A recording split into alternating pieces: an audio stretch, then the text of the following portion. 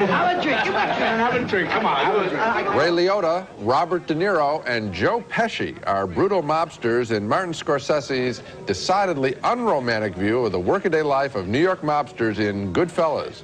It's one of the 4 new fall movies we'll be reviewing this week on Siskel and Ebert. We'll also take a look at the controversy surrounding Spike Lee's most recent movie, Mo Better Blues. He's been charged with anti-Semitism. A look at racial stereotyping later in the show. I'm Gene Siskel of the Chicago Tribune. And I'm Roger Ebert of the Chicago Sun-Times. Since 1976, when he directed Taxi Driver, Martin Scorsese has stood, I think, alone at the top of the art of film directing in the world today. His Raging Bull was generally conceded to be the best film of the decade of the 1980s, and now with Goodfellas, Scorsese has scored another magnificent achievement. This is a great film, a film about Scorsese's favorite subjects, the great tragic subjects like avarice and jealousy, murder and guilt, and it ranks with The Godfather in his portrait of the crime syndicate. The movie stars Ray Liotta in the true story of Henry Hill, an Irish-Italian kid whose only ambition was to work for the mob. He envied the way they seemed to get dates with the best-looking girls and the way the nightclub waiters always seemed to know their names. Gave them $20 each. All right. Henry, this is with Mr. Tony over there. Wait, over there. Oh, thanks so much, Tony. Thank you. Salute.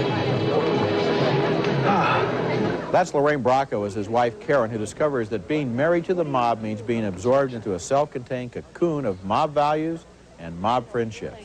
One of Liotta's best friends in the outfit is played here by Joe Pesci, the same great actor who played the kid brother in Raging Bull. He has an out-of-control temper that flares instantly into violence. Come on, don't be like that. What do you mean don't be like that? The movie also stars Scorsese's longtime favorite actor, Robert De Niro, who in this scene tells Liotta that it looks like Pesci's going to make it into the mob's inner circle. He's going to be a made man. You believe that, this little guinea bastard? Believe that? Huh? Huh? He's gonna get made? We're gonna work for this guy one day. He's gonna be a boss. What you get in Goodfellas is a portrait of an American life. Young ambition, early promise, a steady rise through the organization, and the business therein is stealing things and killing people. The life of the mafia in this film seems almost hermetically sealed. The characters don't associate with anyone else, and so their values come to seem valid to themselves because nobody disagrees with them. I have never seen even a movie by Scorsese that really wrapped me up so much into the world of the emotions of these people. A day, 2 days after the movie was over, I still, myself, felt guilty, I think identifying with the guilt of the Ray Liotta character. Guilt not only that he did bad things, but the worst kind of guilt, which is the guilt that he still wanted to do them. He wishes he was still doing them. What is great about this picture and the way it's organized as a movie is that it seems that it would be about this guy who's narrating his life, but I thought the person that took center stage and was really emblematic of what Scorsese and Nick Pileggi, who wrote the book that this film is based on, really think about the mob, is the character played by Joe Pesci, the guy who can explode at any second, who's basically an animal. It's an animal who, when you're verbally insulted, pulls out a gun and shoots you. I've never done that to you on the show. They play for, he's a pig. And what I love about the film and what I like about Scorsese's work is he takes, in a very theatrical, exciting way, moral stands. He makes The Last Temptation of Christ. He makes Raging Bull about, he makes films about sinners and finds the saints and sinners and saints. And this guy, he's saying about the mob, these guys are scum. He says it. That's so refreshing in an artful, beautiful way. I think I agree with you that Pesci's performance is so important in this movie, and it's so good in this movie. There's not a bad performance in the movie. No, there isn't. One that's going to be overlooked is Lorraine Bracco as the wife. She's very important. what's the reason that you're, I think, attracted to Pesci is because the Liotta character is always an outsider. Right. He's not a pure Sicilian. He's half Irish. He can never be a made man in the mob. He's always looking from the outside. He sees it even when he's in the middle of it with a certain objectivity, and so it's told through his point of view. He looks at these guys. He sees how they work with each other, and it's a fascinating movie. It's a great American film. Okay, I've seen it twice. I'm going back lots more times, and what I'll go back for is small things, editing scenes, the way he jumps in on dialogue, the way there's that whole sequence about when the Ray Liotta character gets into drugs, and it's shot in a whole different fashion because he's high on drugs, and Scorsese, the artist, wants to show us that. It's very And you could also mention the scene when somebody doesn't realize he's about to get killed, and then he realizes it, and that moment of realization is like a hammer blow from the screen. What we ought to do is in a couple of weeks after people see this picture, maybe we'll go back and look at it again and talk more about it. Next movie, in our next film, and we take a step down here, is Narrow Margin, and it's one of those old-fashioned melodramas on a railroad train film. In this case, an old-fashioned film that I'm sorry to say is sort of brainless. Gene Hackman stars as a deputy district attorney trying to get the testimony of Ann Archer, an innocent woman who witnessed a mob hit. She's hiding out in a Canadian cabin when Hackman and helper Emmett Walsh ask her to come home to testify. They'd never find me. We did. I'll take my chances. You know, you might think they would have heard that helicopter coming in the wilderness. Anyway, Hackman survives the attack and jumps on a train with Archer, only to find out that mob hitmen have infiltrated the train too. Here, one of the mobsters, the solid character actor James B. Sicking, offers Hackman a deal. I suppose there's two reasons why someone would remain a deputy district attorney. You are either rich or you're afraid to go out on your own. No, there's a third reason, too. I don't like people like you. And I really don't like people like your boss. I enjoy putting you away, I really do. I know that a picture like Narrow Margin isn't supposed to be taken seriously. You're supposed to just lean back and enjoy it, but I couldn't because of the obvious writing in the film. And one of the things that really bugged me is that Ann Archer's character was pretty much of a dingbat. I like thrillers where characters are smarter than the audience. That's just not the case in Narrow Margin. This is one of those movies where you sit through the whole film thinking about thing after thing after thing that isn't consistent, that doesn't pay off, that doesn't make sense, that you can't believe. My favorite speech by Hackman is, "We're safe now. They won't act until morning because they don't have to. So therefore, we can go to sleep or we can wait all night." Then in the morning, when it's time for them to act, he decides he'll go to the diner and get a cup of coffee. "Would you like one?" She says, "Oh, that sounds like a great idea." So he goes to the diner to get the cup of coffee, and what do you know? The bad guys find him there. There were so many ways that anyone in the audience could figure for these people to get off of that train and away from those guys that it wasn't even funny. That's the biggest thing. In other words, I would have at some point had them get off the train. I would take my chances in the wilderness over these people, especially if I jumped off shortly after the train left the station. I mean, it just doesn't make any sense. You know you're in trouble if you've made a thriller, and even movie critics know how you can get away from the killers. Later in the show, a review of The Tall Guy, starring Jeff Goldblum as an American actor in London playing the Elephant Man in a musical. And coming up next, Gene Wilder and Christine Lottie want to have a baby, but they can't agree about the timing or much of anything else in Funny About Love. What's this little pocket for? Ice. Tell me who the Bulgarian bear wrestler is who made this. I'm the Bulgarian bear wrestler. This is delicious. And even when he does the double take to show that he now realizes he likes this girl, so he's going to praise her coffee, it's not convincing. That's Gene Wilder as a cartoonist, Christine Lottie as the chef he falls in love with, and Funny About Love, a movie that is not funny and is certainly not funny about love, as one of the most annoying and inept movies I've seen in a long time. Here is a film that has a genius for awkward scenes, dopey dialogue, and sentiment so shameless it is actually offensive. In the movie, Wilder and Lottie get married and want to have a child. The movie's gimmick is that these two people never seem to both want to have a baby at the same time. Come on, we agreed to wait, right? Meg, how many more years do you think you can have a child? When their marriage breaks up, Wilder tries an affair with a young TV producer played by Mary Stuart Masterson. You are single-handedly responsible for the whole resurgence of political humor for my entire generation. Well, thanks. I think you have to give a little credit to Ronald Reagan and maybe Dan Quayle. Mary Stuart Masterson is the only actor who emerges intact from this mess, maybe because they give her something fairly harmless and peripheral to do, but even she would have had a hard time with some of the dialogue in this movie, which drones on and on and on. and his meaningless, if not offensive, touch me, feel me cliches, and then occasionally breaks out into the most astonishing bad manners. For example, when I know what you're going to say. You know what I'm going to say. When Gene Wilder is there with his sister and his father and the woman that his father wants to marry, and the conversation kind of drags, and somebody says, gee, for this conversation, we could have just kept Mom on life support. I mean, you just want to, scream, you want to throw things at the screen. You know, Farrah Fawcett, her entire character and her entire role were cut out of this movie, and that is one of the biggest breaks in Farrah Fawcett's career. I didn't even know she was in it. She is lucky. This movie, you know, I don't talk to you during the movies. No, you don't. No. Okay. But I said something to you at one point, and I said, I've seen it all. Okay, 21 years I've been doing this job. This is the first time in a comedy that I ever stood up in amazement and shock and horror at a comedy. I got out of my seat, and you know, I don't know if you remember the scene. It is when... It's in the locker room of the Knicks. Mary Stuart Masterson takes Gene Wilder to a basketball game, and he gets to meet Patrick Ewing, the big New York Knicks star. And so here's huge Patrick Ewing and Mary Stuart Masterson. And it's his birthday. Yeah.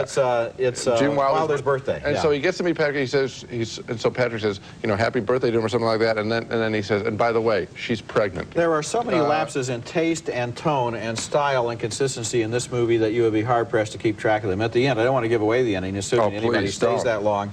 There's a big shot of something, and everybody goes, oh, my God, and until we get the shot of it, nobody's supposed to have known that whatever that was without giving it away, I can't even say how dumb it is, and let's hope you never find out for yourself. Coming up next, Jeff Goldblum stars as an American actor in London who finds love while his career goes down the drain in the comedy The Tall Guy. I'm not wearing any underwear. Large part indeed. In this musical? You see, the thing is, we feel you have exactly the quality of awkwardness and vulnerability that we're looking for. That's Jeff Goldblum in the comedy The Tall Guy, playing an American actor in London who is looking for both a good part to play and for a woman to love. Turns out the woman is easier to find. She's a nurse played by Emma Thompson, and she's more honest about sexual attraction than is Goldblum, who's been taking his time getting up the courage to ask her for a date. I think it's much better to go to bed with the person on the first date to get it out of the way. There's no point in our having 10 expensive dinners if I already know I like you.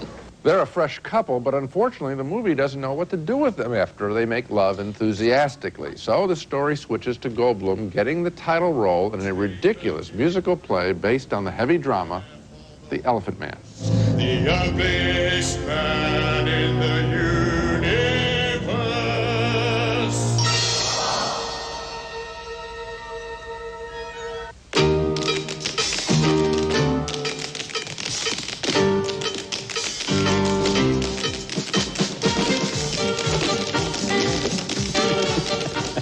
And a little of that goes a long way. We get a lot of it. There's also a dismal subplot between Goldblum and another more successful actor played by the hilarious British comic actor Rowan Atkinson. He isn't well used here. But my big problem with the film is that I was more interested in the short woman in the story, Emma Thompson, than I was in the tall guy, Goldblum. I wanted more with the two of them. Boy, I completely disagree with you about this movie. I really thought it was funny, and I really liked it. I thought it was smart, intelligent, sophisticated.